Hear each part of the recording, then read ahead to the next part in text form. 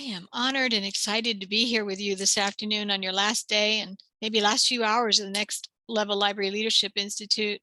I told a friend I was going to get to speak to you today about some of my favorite topics, courage and communication and leadership, but I was a little concerned because I was probably going to be the last speaker of the day.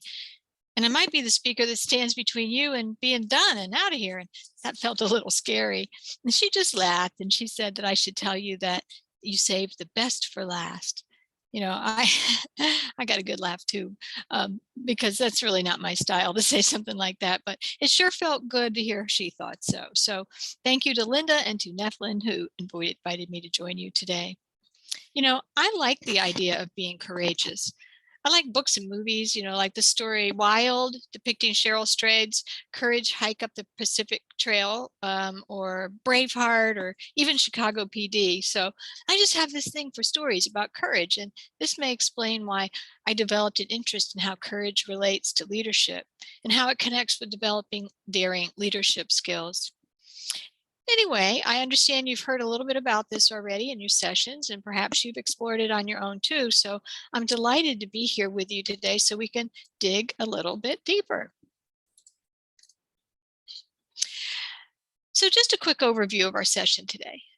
I'm going to talk and ask you to think about concepts that make up the most important part of the journey to courageous leadership: vulnerability, what it means, what happens when we avoid it, and how shame and empathy connect with courage, and how curiosity and confidence are critical, and what we can do to continue to grow as courageous leaders. Like Adam Grant writes in his book, Give and Take, to continue growing as courageous leaders, we continually must be able to rethink and unlearn. Let's begin with a snapshot of courageous leadership skills, okay? To lead with courage, we can think about it in 4 segments. First, and the most important thing we've got to get skillful at, is incorporating vulnerability in our work life. And second, we need to be able to get our values to match our behavior. And third, we need to be able to develop trusting relationships. And finally, we need to learn to find resilience when things go awry. But let's circle back to vulnerability. All of us talk about this subject, but have we been able to actively and intentionally incorporate it into our work life? I know for me, I understood it. I thought it was a grand idea. But when I was back in the library and the day-to-day pressures of irritable patrons and faulty facilities and deadlines, these type of problems often blurred any good intentions that I had. So I can never hear this stuff enough. Vulnerability. This is the most important of the 4 factors leading to courageous leadership.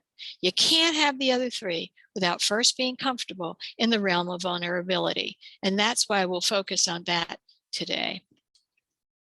It's worth taking a moment to be sure we have a common understanding of what vulnerability is and what it looks like, and what it is not. Vulnerability is the emotion that we feel during uncertainty, when we're facing a risk, like when I ask the boss for a raise and they don't grant it, or worse yet, they tell me I'm not worthy of a raise. It's also when we're about to engage in emotional exposure, like the time I rode in an ambulance with an employee while she was having a seizure. It's willing to be or engage in uncomfortable conversations, asking for feedback from people whose opinions matter to us. It's about things like providing clear and ongoing feedback to employees to help them improve their performance. It's about developing projects or programs that seem way outside our comfort zones. Okay, that's vulnerability. And what it is not, vulnerability is not about over-disclosing personal information or oversharing, and certainly it's not weakness. Author Brene Brown refers to being vulnerable as embracing the suck. Now, that's not a very genteel phrase, but I get it. When I'm vulnerable, feeling vulnerable, it feels like a potato peelers, just somebody's just peeled the skin off of me and my nerve endings are all jangling.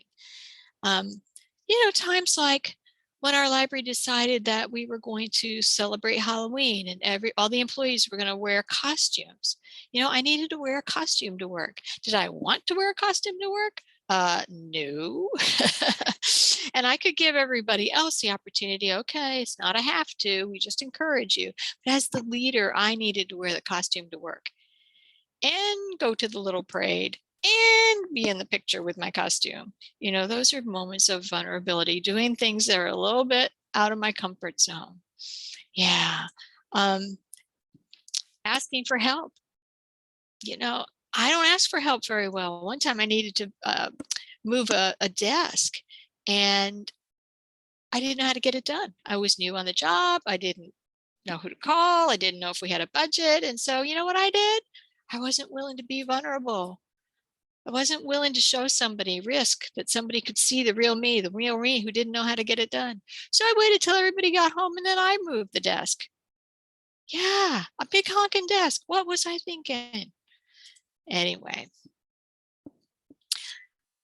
another thing that factors into vulnerability is trust, right? In order to take actions that we're unsure about, or to engage in uncomfortable conversations, or to expose ourselves emotionally, we have to trust.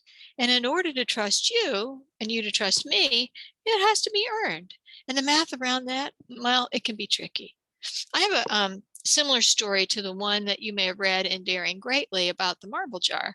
When I was teaching third grade when I was young, I had a large glass jar on my desk. And when the kids were being particularly good and, you know, helpful, and I would put a piece of penny candy in there, wrapped penny candy. And when they were being, well, not so good, when they were being rowdy, weren't following directions, out would come a piece of candy. At the end of the month, I would dump out the candy and what was in there and split it evenly among all the students, and we have a little celebration. Now, this was before we were quite as health conscious as we are today. Well, when we think of the people at work that cause candy pieces to be dropped in our jar, those people who support us, they're kind to us, they keep our private conversations to themselves, you know, they fill up our trust jar. And when people gossip about us, or they're unnecessarily unkind, or they're disrespectful, you know, I imagine the candy jar being depleted, right?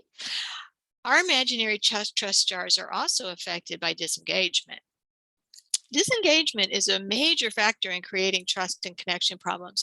And that's why many leaders find that leading by walking around really makes a big difference. You know, when a leader engages face to face, you know, at that face to face connection level with employees, they often get a big fistful of candy dumped into their jars.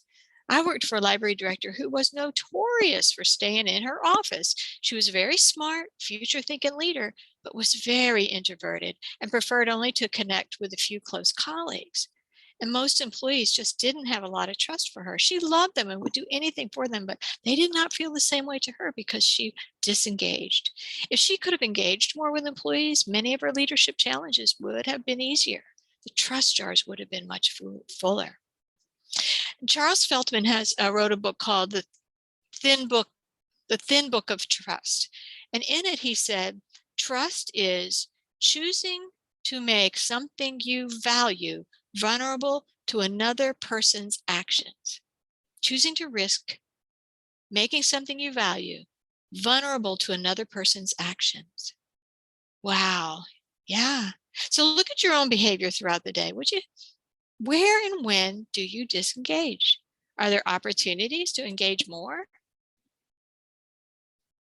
I wonder how many of you struggle to be vulnerable because you think of vulnerability as a weakness, or perhaps a little unprofessional.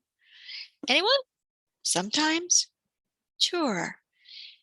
Here's the problem. I want to experience your vulnerability, but I don't want to be vulnerable. And I just have to laugh because think of a time when you've met with another library leader who's demonstrating vulnerability. Did you think of them as weak or unprofessional? No. I love seeing people take risks, you know, showing me their authentic selves, but I can sometimes shy away from vulnerable actions myself because of the discomfort they cause. You know, I might feel afraid I'm not enough, that you'll find out that I'm an imposter, that I might make a mistake. And so let's talk some more about courage. One of the things we've heard over and over in our leadership training classes and readings and discussions is that clear is kind. Unclear, unkind. I learned a great lesson about this when I was faced with an employee who was seriously underperforming. She'd done well in an interview, I'd hired her to lead a library department. She'd moved her family across the country, and I worked tirelessly to onboard her. I'm good at training new employees, but nothing was working with this person. I met with her weekly and reviewed what she'd done the week before and set out goals for the coming week, but man, she was in over her head. And after way too long, probably 3 or 4 months, I realized that I needed to be more clear. Not with my directions about the tasks she was struggling with. I was very clear about those. What I needed to be more clear about was helping her understand that she was going to be fired if her performance didn't improve immediately. So being clear was the kindest thing I could have done for this person. But I had avoided it for longer than I should have. I wasn't willing to get vulnerable, because I was using magical thinking and I'd hoped that she would get it and improve and that I wouldn't have to have this uncomfortable conversation with this nice but underperforming employee. Being unclear and not telling her the uncomfortable news that she was about to be fired soon if she didn't shape up was unkind. And keeping her on was unkind too, to her, to me, and to her coworkers. People do it all the time. And that's how we end up with organizations with poorly performing employees. We often don't want to be seen as vulnerable. We like people to think of us as having everything under control, but that's not realistic, is it? So always remember, clear is kind. Talking about people instead of to people is unkind. You can't get to courage without engaging in vulnerability, right? And being uncomfortable is just part of being a vulnerable and courageous leader. Let me read it again. Being uncomfortable is, just part of it. So in addition to trust and courage, another part of vulnerability is being willing to set boundaries. Think about this. The moment someone asks you to do something that you don't have the time to do or the inclination to do is fraught with vulnerability. I'm working with a group to get its books and pamphlets published in non-English languages. And this project has been fraught with vulnerability examples from the beginning when I took it on, with no experience in publishing to now setting up, this other committee leader keeps trying to delegate her work to me, like setting up a spreadsheet with a lot of data and images. And I had to set a boundary with her and say, something like, hey, while it's not within my committee's purview, I can see why your committee would like a tracking sheet like the one you suggested. If there's someone on the committee who needs instructions on how to set it up, I'd be happy to show them how to get started. My temptation, though, was to do it for them because I know how to do that. I can do that. But it is not the kind thing to do. I need to teach the people how to fish. I don't need to go fish for them. So setting boundaries. And a major block about setting boundaries I've found is that people don't want to offend someone. They don't want to hurt somebody's feelings. But remember, boundaries aren't about other people. They feel like they are, but they're not. They're not about other people. They're about you. And when you say yes to someone, make sure that isn't saying no to yourself. When you say yes to someone, make sure it's not saying no to yourself. I set boundaries not to offend people, but to respect myself. Does anyone ever overstep your boundaries? When someone oversteps your boundaries, are they telling you that what you want or what you've asked for doesn't matter? Yeah, they are. When I wonder why people keep doing something I don't want them to do, I got to start asking myself, why do I keep allowing them to do it? Do you need to set up to beef up your boundaries? Think about what your first step might be with that. Remember that I said that the moment someone asks you to do something you don't have the time or the inclination to do, it's an opportunity to practice vulnerability and set boundaries. Think about if you've ever had trouble with saying no to accepting a request to join a committee without feeling guilty, or negotiating for your preferences, your desires, your needs. I've seen this one with women in libraries. It probably happens with men too, but I've seen it more often with women. When we're going to a conference and there's not a lot of money and people just expect women to share hotel rooms. Can you set a boundary. If that bothers you, maybe you like to do it, but if you don't want to do it, are you willing to say, I would prefer not to share a hotel room. Can we talk about this? What about voicing your opinion about the new library furniture or a new policy of some sort, especially when others disagree? Or maybe, any of the others on this list that you see on the screen. Do you ever have trouble setting boundaries with yourself? Do you get to sleep on time, eat healthy, exercise, have a balanced life? Well, most of the time. Then you're not alone if you have any problems with some of these. These are all opportunities to practice boundary setting. And if you're interested in more, working more on setting boundaries, if you haven't read this book, I recommend it. It's a book by Terry Cole called Boundary Boss. Now let's shift gears for a moment and look at how boundary setting makes us feel. Grab a piece of paper, would you? And number it from 1 to 10. And in a minute, I'm going to ask you 10 questions written by Terry Cole in her boundary book. Just on a scrap piece of paper, nothing fancy.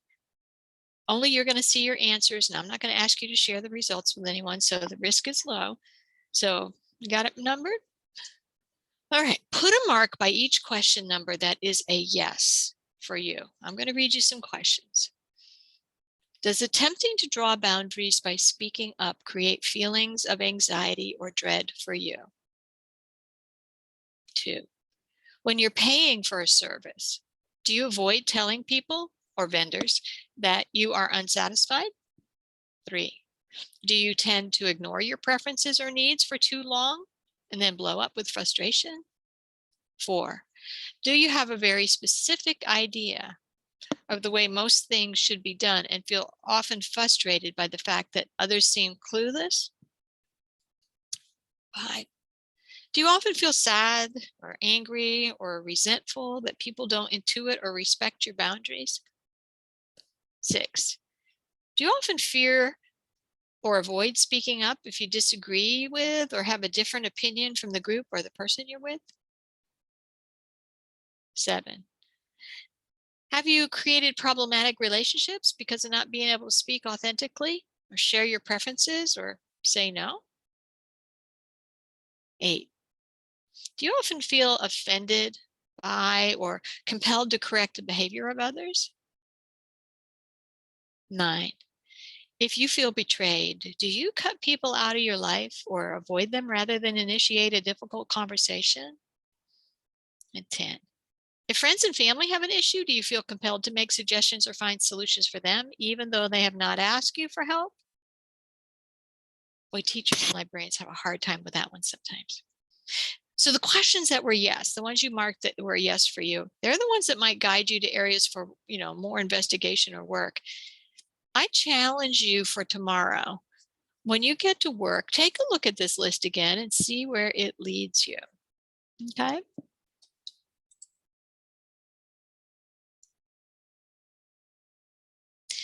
So now that we've refreshed our definition of vulnerability, let's look at some of the barriers to it. There are many things that people do to be unvulnerable, to avoid vulnerability, and we'll spend a few minutes looking at about a dozen of those. I'm starting with these 3 because I think these 3 are some of the most common ways library leaders keep themselves blocked off from vulnerability. Perfectionism, scarcity, which is kind of related to losing out on joy, numbing, another way to escape discomfort. Let's talk about perfectionism a minute. It's such a double-edged sword. It certainly motivates people to achieve good results, but it's not a healthy way of working long term. Perfectionists tend to, Perfectionists tend to spend a lot of time worrying and ruminating instead of focusing on the real problem, instead of focusing on solving it. Perfectionism. It isn't going for excellence or trying to do a great job. It's not self-improvement. Perfectionism is about earning approval from others. Trying to get everything perfect so that we protect ourselves from criticism or judgment, or so we can feel that sense of approval from a boss or from a staff leads to stress or poor health, and many other negative consequences.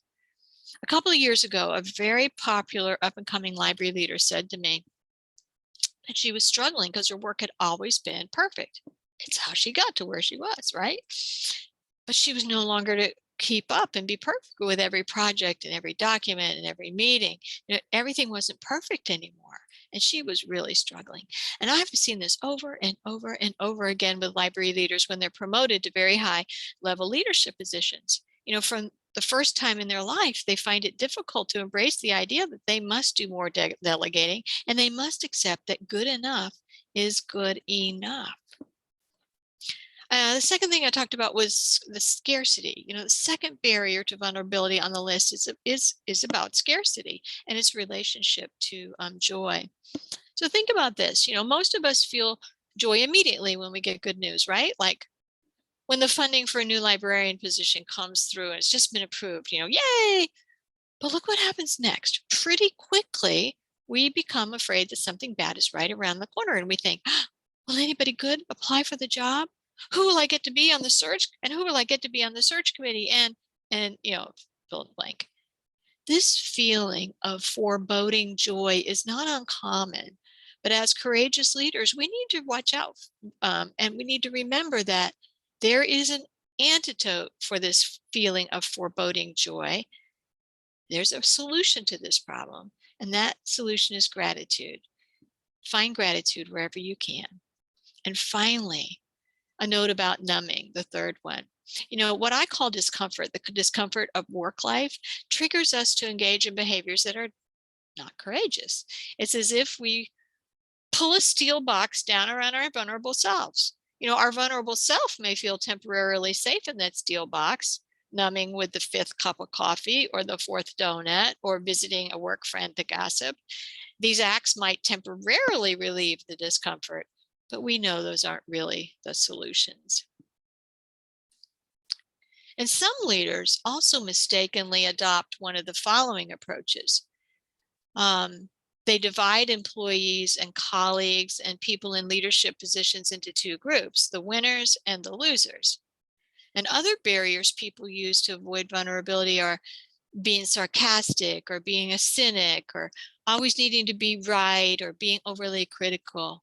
So like Warren Bennett says here, conflict's an opportunity. No need to twist it. I've only known one library leader who held this belief about the winner loser. Can you guess what her staff thought about her? Yeah, within the first year of her hiring, she lost about 50% of her top team. And sarcasm and cynicism. Sarcasm is the cruelest form of humor and is often used as a backhanded way to tell someone you don't like without being direct. People who use sarcasm are experiencing fear of vulnerability. For example, when an employee is late to work and you say, I see you got here early again today. What happened to clear is kind. Now, cynicism, on the other hand, is a state of mind. Another library leader I worked with had a strong dollop of mistrust towards certain people, particularly employees and friends groups. And she always seemed to believe that things wouldn't turn out well. She kept vulnerability at a distance by using cynicism as a shield. So when things didn't turn out just right, she could say, I told you so. Being right. Have you ever worked with someone that just had to be right all the time? Yeah, maybe you have. I have too. I had to remember their need to be right is based in fear and insecurity, their need to avoid the discomfort of someone knowing they're unsure, knowing that they're vulnerable. And criticism, as a leader, I often share productive feedback, but I need to avoid criticism like the one I overheard as the supervisor a few years ago. She didn't know I was nearby, and she was obviously frustrated that an employee's performance wasn't up to snuff. And I heard her say, you're just being lazy. We often judge people in areas that we might feel some shame ourselves, right? Try pointing your index finger right now. Take your index finger, take your hand and point at the screen right now, right? Point at the screen. Are 3 of your fingers pointing back at you? Yeah, good reminder. When I point my finger at someone else, I might just have 3 fingers pointing back at me. Well, other ways that people avoid being vulnerable and thus stop their progress towards courageous leadership is by using rigid control measures and power. They just they just aren't willing to risk failure. And after years of practicing vulnerability, I know I will fail. But I'm going to go for it anyway. I've found that some new library department supervisors sometimes fall prey to rigid task-based controls. These methods, I've particularly run across them in interlibrary loan departments and in cataloging departments, maybe some circulation departments, departments that are more task-based. Supervisors who haven't developed their skills for motivating employees yet are often afraid their department won't get the work done or get it done perfectly, or they fear that a peer or a boss will think they can't cut it being a supervisor, so they institute crushing negative feedback loops that robs their job, and more importantly, their employees' jobs, of any joy. And just a note about leaders who use power and intimidation, the abuse of power is never okay. Decades ago, Elizabeth Curry, founder of the Sunshine State Library Leadership Institute and retired dean of the University of North Florida Library, taught me a valuable lesson. And she said, Barbara, never forget that you can either invest in employees up front, you can invest in the proper processes for whatever you're doing up front, or you can end up spending the same or more time at the end cleaning up the mess. She said, I suggest leaders spend the time on the front end. And that's what Brene Brown says in this quote that you see here too. Martha Beck, the author of The Willingness Factor, Learn to Avoid Avoidance, said something similar. And she said, when fear makes your choices for you, no security measures on earth will keep the things you dread from finding you. Some more barriers to vulnerability, looking for rewards. Once we're in leadership or top management positions, it's time to let go of the need to be rewarded. It's time to let go of needing to have acceptance and needing approval. We need to forget about showcasing our work, seeking attaboys and approval. Our role now is to look for ways to reward others. But, everybody has stuff, right? Everyone has hurts and disappointments and baggage that we bring with us to the workplace. But if our self-esteem or self-worth has gaps or even giant crevices, we might use work to fill those, and sometimes in unproductive ways. Maybe we continually look for recognition, or maybe we have no tolerance for risk. And if that's true, it's time to start to invest in some healing.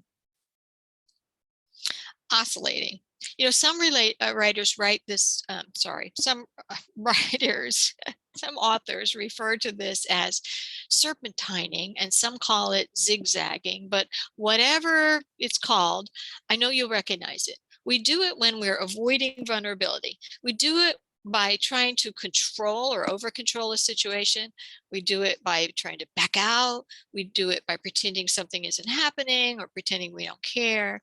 We zigzag, we oscillate to dodge conflict, to dodge discomfort, to dodge possible confrontation, in potential situations fraught with opportunities for experiencing shame or criticism. It's really related to avoidance and procrastination and rationalizing and blaming and even lying. What this looks like in libraries is leaders who keep their office doors shut most of the time, or leaders who duck out of work and go home early so they don't have to go to an afternoon social event with a county commissioner, a university president, or county school superintendent, or supervisors who give everybody satisfactory so they don't have to deal with the uncomfortable conversations. It's dodging being uncomfortable. We'll wrap up looking at the ways people avoid vulnerability by talking about losing ourselves and overworking.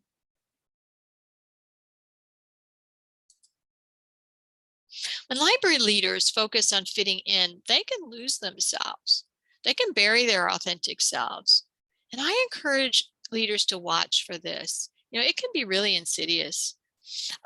Let's look at the last one though, because I see this one so often in libraries, rewarding people who do too much.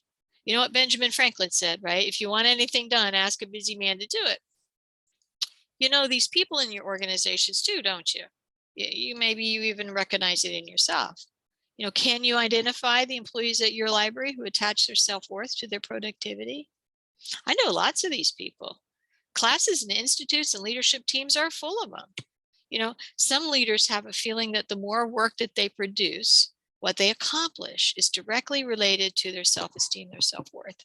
You know, if I don't produce a lot, if I don't get a lot of things crossed off my list, I might not be worthy. So how about let's not celebrate people who work all weekend long, except in emergency. You know, how about we not positively reinforce employees who mail non-emergency emails in the dead of the night? Okay. So we looked at a lot of ways leaders use to avoid vulnerability, but let's go back and focus on uncomfortable conversations because this is one of the biggest problems I find in libraries. How we handle uncomfortable conversations can be an area of growth for even the most experienced leader. You know, in a moment, I'm going to ask you to think of a time when you were faced with needing to have a difficult conversation. You know, perhaps you knew you needed to provide more structured guidance, you know, for somebody that needed some performance improvement. Or you wanted to implement a new project, but you knew you needed to talk to a city commissioner about it. Or maybe you think your library director isn't as approachable to other employees as you think they should be, and you want to talk with them about that. Come up with a time when you needed to have a conversation with someone that, you know, was uncomfortable. Maybe you had the conversation or maybe you didn't. It doesn't, you know, maybe you didn't end up having it. It doesn't matter for our purposes here. So close your eyes if you want, but go ahead and think about the uncomfortable conversation, and I'll bring us back together in a little less than 30 seconds.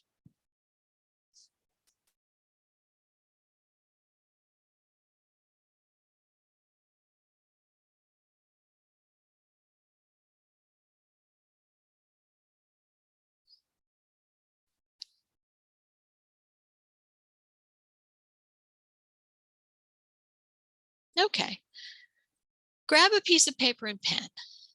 You'll be writing your answers to my question. Thinking is great, but there's something that happens when we write. We connect the brain and the hand and the paper that better connect our thoughts. So pull up that memory of the time when you needed to have an uncomfortable conversation. In that, here's the question. In that kind of situation, what do you do when you're feeling uncomfortable? What do you do when you feel uncomfortable? Do you avoid the conversation as long as you can? Do you soft pedal it? Do you feel irritated and resentful that you need to have it? Are you overly anxious? Write down, what do you do when you're feeling uncomfortable about having a conversation?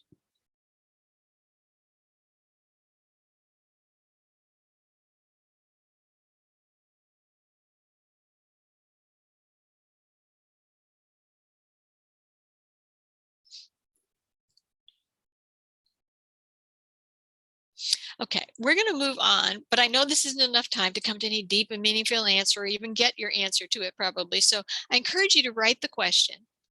What do you do if when you're going to have need to have an uncomfortable conversation? Just come back to it. Look at it. Another thing you can do tomorrow morning. Recognizing how you feel about uncomfortable conversations and intentionally notice how you initially act. It'll give you an opportunity to grow and to change. Oh, should. Should is a powerful shame word.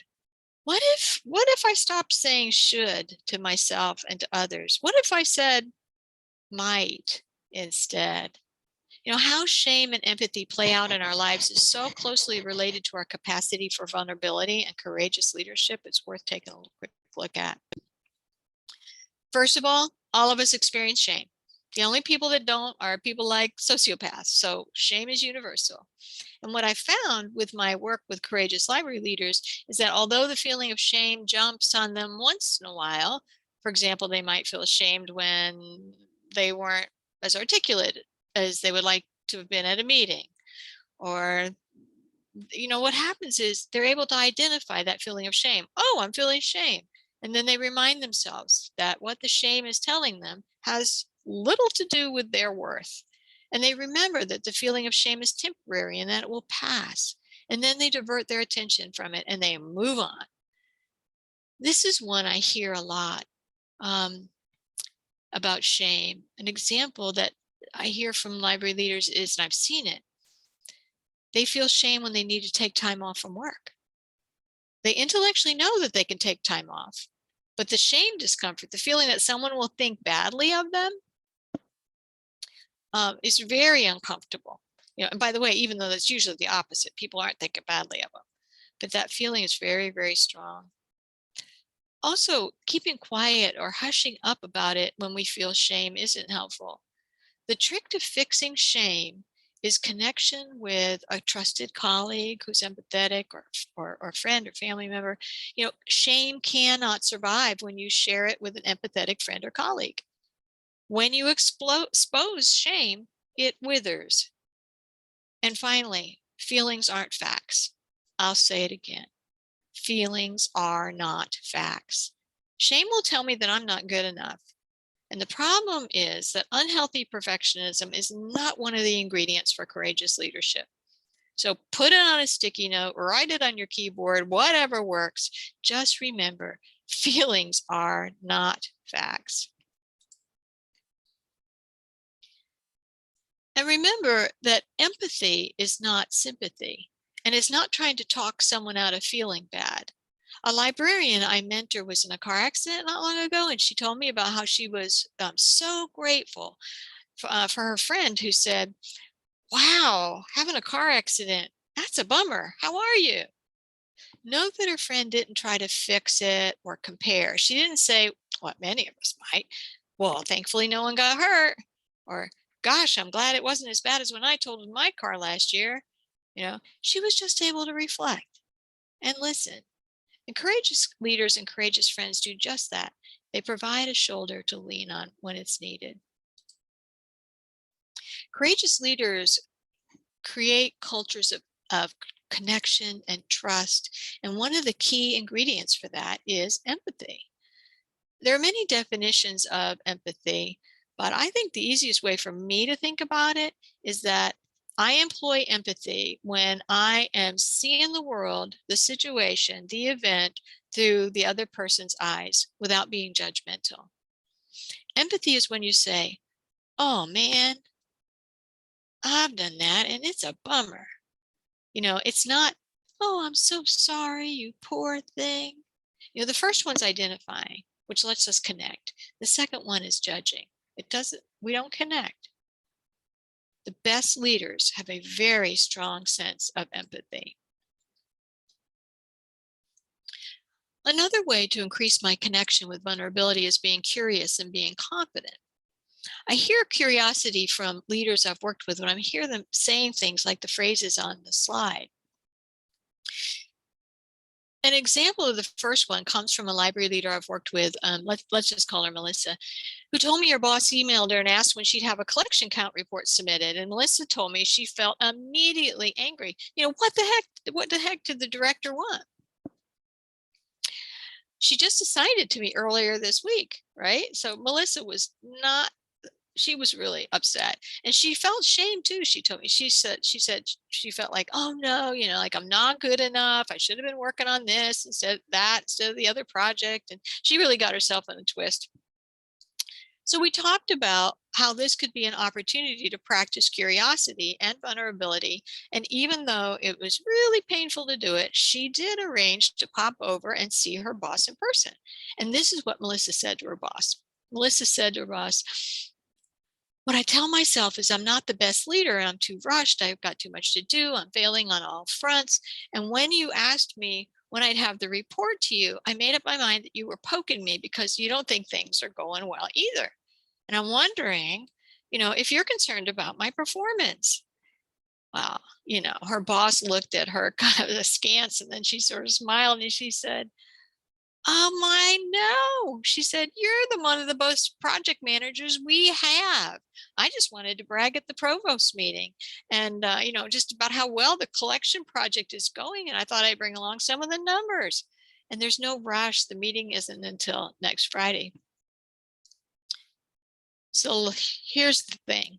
Melissa's willingness to be vulnerable, first by talking to me about it, of course, but then to be vulnerable and use a curiosity statement with her boss opened the door for her to talk about what she was really curious about, which was, is she really failing? And obviously she isn't. The other statements listed there are also great opening lines for curious conversations that lead to more connectivity with employees and colleagues. But my favorite one is the last one. Using the phrase, I'm surprised, is probably one of the most powerful communication tools in our toolbox. Leading with, I'm surprised, is a way to help people feel less attacked. It means usually the person does things right, but this time you're surprised, so there must be something very different going on and you just want to understand. I used it with the provost once. The provost hardly ever came into the library. And so I couldn't really say to him, well, how come you never come into the library? I mean, what, you don't like the library? What's wrong with, that's what I wanted to say. But what I said to him was, hey, I'm surprised I haven't seen you in the library lately. I didn't say ever, I just said, I'm surprised I haven't seen you in the library lately. What are some of the projects that have been keeping you away?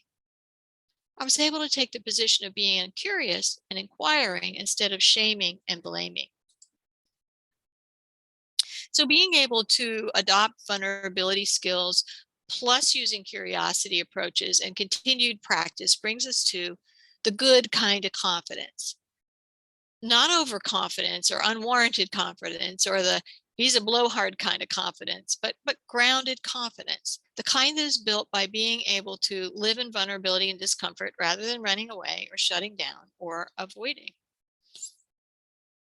And as I wrap up, my hope is that we can all continue to live lives that embrace vulnerability, where we engage in uncomfortable conversations, take some risks, work in uncertainty, where we avoid putting up our shields and that we stay brave, that we can keep an eye out for shame and continue to employ empathy and lean on our grounded confidence. If we add to that our values and being trustworthy and staying resilient, then we've got courageous leaders. And with that, how about I open it up for questions and any other conversation?